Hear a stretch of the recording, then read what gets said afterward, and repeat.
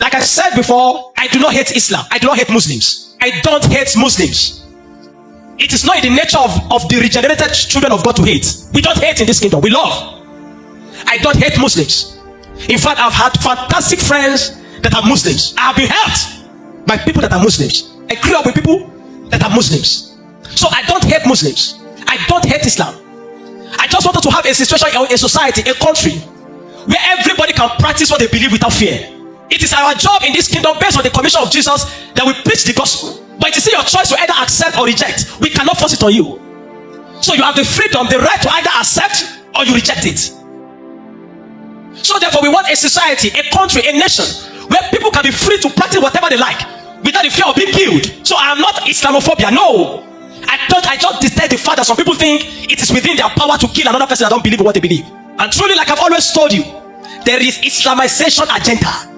An agenda that began long even before I was born. The moment this entity called Nigeria was formed, the moment this entity called Nigeria was amalgamated together, that agenda has been put in place and it has been running for a long time. And the people that are championing this cause are patient, are tenacious, such that even when they leave this world, their children and their offspring continue with the mandate. Whatever you are seeing today is a fruit of what has been sown 40, 50 years ago in Nigeria. The chaos, the confusion, the challenges we have facing today is not something that just happened. It's a product of what the seed have been sown. The Bible says, as long as earth remaineth, seed, time, and harvest shall never cease. So if it's so bad, one day you reap it. What we are seeing today is a fruit of what some people have sown in a very long time.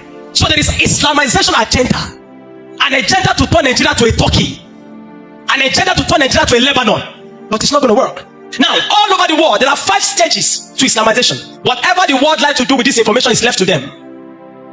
They can either accept it, apply it, get result, or they can carry it and put it in their pocket. That is their business. But it is within my mandate to speak the truth to power and to expose people, bring the light of God to the mind of the nation. There are 5 stages to Islamization in Nigeria. Either in Nigeria or all over the world, there are 5 stages of Islamization. Number 1 is movement. Now, this movement is divided into 2, either by migration or by invasion. So they come to and they migrate to a new settlement, and in the process of that migration, when they come there, they look so peaceful. They are not violent. When they migrate to a new society, that is why you see that they say, these people are loving, these people are kind, these people are peaceful. They migrate, and that's why you find that is happening in the whole of Europe today. They are moving at an accelerated rate, migrating. The second part of that movement, or the second way it can happen, is through invasion. Meaning that they come, conquer the people, fight them, destroy them, and take over their territory. This is what we saw when the Fulanis invaded by Usman Dan Fodio, when they invaded the Hausa land in the north. I hope you know that are indigenous Hausa people. The Kobiris. Is it the Kabawa or something like that? They are indigenous Hausa people. They were conquered by Dan Fodio. So that is by invasion. They come, they invade. So they invaded the north, conquered the north, and they took hold of the north. But they have not been. What they are doing in other parts of Nigeria is by migration. What you see that is happening in Europe today is by migration. So they will go there, settle down there. But at that time, they look so peaceful. You look at them and you say, these people are loving and kind. But there's an agenda. The second stage is population. At the first stage, they are not much, so they look so peaceful. The second stage is to ensure that they become about 40 to 50% of the population of that nation. So they begin to multiply, give birth to 5 children, 7 children, have as many as 5 wives, 4 wives. You think it's by play? No. It's an agenda to ensure that they are the most populous in that place. That's why today you hear them say the north is very populous. Parents giving birth to children they cannot cater for. But there's an agenda just to ensure that they are the most populous. Are you learning? So at that stage, the next stage, once they have been able to settle, the next thing they begin to do is to ensure that they are the majority. So they begin to increase in population, reproducing and reproducing. Bringing in their colleagues, bringing in their family from different parts to ensure that they overwhelm that place with number. To ensure that there are about 40-50% of population in that place. That is stage 2. Some 20 years ago, 30 years ago, if you go to the UK, you find very little Muslims. Very little. Some 20-25 years ago, if you go to the UK, you find very little mosque. But today, there are thousands of mosques in Europe. In UK, in Canada, there are thousands of them. So when they are coming, when they come, they act so peaceful in stage 1. But in stage 2, the moment they know that they begin to gain number, then that is where the agenda begin to go into place. So the second stage is that they multiply. Then when that has happened, then they move to the third stage. What is the third stage? The third stage is to position themselves in power, in government, in the military. Strategic positions, strategic places. Are you with me? That's why if you go to Abuja now, and you go to federal government parastatals, you see almost everywhere, malams everywhere. Malams everywhere. Position themselves in military. Overwhelm the military in number. The Northerners are the most in the military today. But army, air force, police, whatever it is, they are more in number. So they position themselves in strategic position in government. They begin to gain power. That was how they did it in Turkey. They begin to gain power. That was how they did it in Lebanon. But there's an agenda. And I pity UK. I pity Europe. Because when their agenda is fully materialized, what is happening in Nigeria will be a chance play to them there. Today you have cities and colonies and cities in Europe that are governed by Muslims, by Arabs. You think they're trying to be liberal. The Europe is playing political correctness, but they have no idea what they're doing. So stage 3 is that they position themselves in key places in government. Key places in government. Go to any federal government parastatal today in Nigeria, I assure you, you find them all. In military, they're there. Civil servant, they're there. Are you with me? That's what they do. That's stage 3. Then when they know that they have succeeded in stage 3, then they move to stage 4. Stage 4 is the most dangerous. And what is stage 4? Implementation of Sharia. Stage 4 happened in Nigeria in the year 2000. 1999-2000, that was when stage 4 happened in Nigeria. Where Sharia was implemented in Nigeria. In 12 northern states in Nigeria. 12! Every time I remember that, it breaks my heart. And I begin to ask myself, what were the father of faith in Nigeria looking like? What were they looking? What were the Christian leaders looking? When people were implementing Sharia, knowing fully well that the laws of Sharia permit somebody to kill another person that speaks against their God. It permits them to kill, to destroy somebody's property that is not in alignment with the principle of Sharia. Knowing that the principles of Sharia breed extremism. This is what brings terrorism today. So every time I remember, I ask myself, how did this happen in Nigeria? That 12 states in Nigeria is practicing Sharia. What were the Christian leaders looking at that period? But just like it was in the days of Turkey, the Christian leaders were busy building tabernacles, 20,000 capacity, 100,000 capacity. They were priding themselves in how big their capacity is, how big their cathedrals are. And these guys were strategically positioning themselves. The Christian leaders were busy raising big cathedrals. They were positioning themselves in of Islam. The Islamic, the Muslims, they were positioning themselves. The jihadists, they were positioning themselves in government.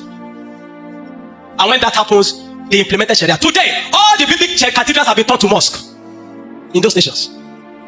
Stage 4 is the most dangerous. The moment you have allowed them to succeed in implementing Sharia, there's no way stage 5 will not succeed.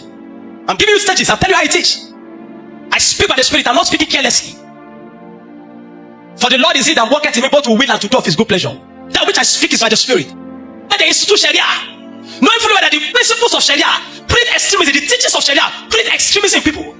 What we are seeing today is as a result of the implementation of stage 4, which is that happened in the year 1999, 2000, 2001, where 12 states, starting with Zamfara State, implemented Sharia by a governor.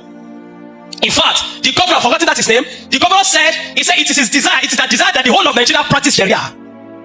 And we say we are a secular state. So they started with 12 states. How did they allow 12 states of Nigeria to be practicing a law that gives another person a right to kill another person in the name of blasphemy? How did they allow that?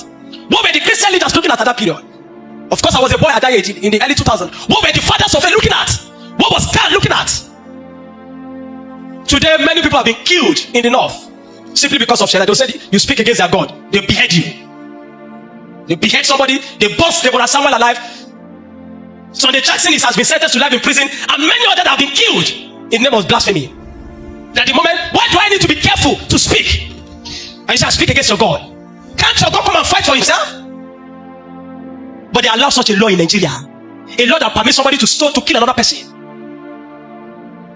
Stage 4 is the most dangerous. Implementation of Sharia. Today, you see in the UK, people that run away from their nation to go and seek asylum. Today they're telling, shouting in the UK, Sharia for UK. We want Sharia in the UK. Sharia in the UK. And I tell you, if the UK permits that, even if it is one state that legalize Sharia, that institute Sharia, they're finished. When the war, let them continue to play political correctness.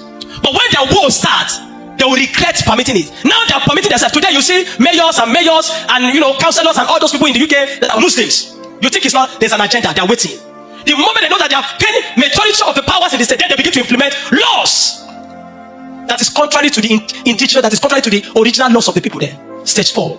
And when stage 4 has been achieved, that there is implementation of Sharia, then the next stage is jihad. The moment Sharia is succeeded, what we are seeing today is jihad. All the chaos overwhelm the nation with so much chaos, so that there will be people who will be bowed, they'll be forced to bow and accept what you're paying. Jihad. Everything you are seeing today is jihad. Ha! Oh my God. If you know how many lives have been lost to this cause. That is why I'll keep saying it. Sharia must be abolished in Nigeria. We are a secular nation, not an Islamic nation. We are a secular nation, not a what? Not an Islamic nation. We cannot be in a nation to say we are a secular nation. And some people are carrying a law that permit them to cause chaos. Sharia must be abolished. If Nigeria wants to remain peaceful, if Nigeria wants to get an atom of peace again, everything that permits extremism, everything that facilitates extremism must be abolished. Then they go for jihad. In that jihad, it's either you accept or you be killed. What you see in community in church, Benue, Kaduna, Nasarawa, part of Taraba, part of Gombe, Bonose, is jihad. And now they have entered Kwara State. Jihad. From there they will move to Osun. From there, the moment they conquer the southwest, then they'll begin to move from southwest to north, from north, and be converging to ensure that southeast, because southeast will be the most difficult for them to conquer. So they begin to come from this and begin to come from there to ensure that they overwhelm the people at the center. That must not happen in Nigeria. Jihad. These 5 stages, everywhere you go all over the world, these are the 5 stages of Islamization. I'm sharing with you what today. Whatever you like, you do with this information is entirely your own business. But you'll be very foolish to discard what I just said. Save it, keep it in your phone everywhere. Be watching it. You'll be foolish to discard this information. You'll be foolish to discard this information. Like I said, I don't have anything against Muslims. Practice your religion, my practice mine.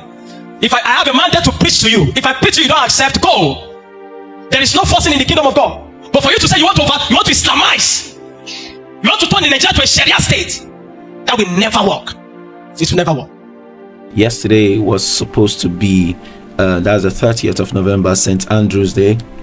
And it was celebrated in Scotland and major parts, of the world, especially in Europe. And here we have BBC actually televising prayers at the Central Mosque in Glasgow. You can see prayers at the Central Mosque in Glasgow. And this is what he was saying. Some 20-30 years ago, this would never have happened in the United Kingdom. It will never have happened. But you see, this Islamic agenda is actually moving, and they are almost at the final stage in the United Kingdom. It will not take long. They might implement Sharia laws, and the United Kingdom might now be like what is happening in Nigeria right now. As you can see on the screen, just yesterday's being Sunday, the 30th of November, another abduction happened. A pastor in Kogi State was abducted with the wife. Now this is the situation of the country right now, and these videos, we are going to be posting them just to create awareness for Christians and believers to understand the agenda of these guys. They've been on this thing for over 50, sometimes 60 years. So it's time for Christians to wake up and not fall prey for the gimmicks and the agenda of those people. It is time for us to wake up, and enough of social media talk. It's time for us to act, and may the Lord help us. This will not stand. Islamization of this country is dead on arrival. It shall not stand. It will not come to pass. May the Lord help us. Please, let's be wise. Believers, be wise. Don't be foolish. Don't make foolish statements. Don't make foolish decisions. Don't align politically with things. There's no political correctness in this. What this man of God is saying is the absolute truth. There's no need to argue about it. And if you argue with it and you allow it to happen, that is how many nations have been overrun, and they've now become Islamic nations. You understand? May the Lord help us. This is a Preacher's Portal. If you're new to this channel, please hit the like button, share, and subscribe.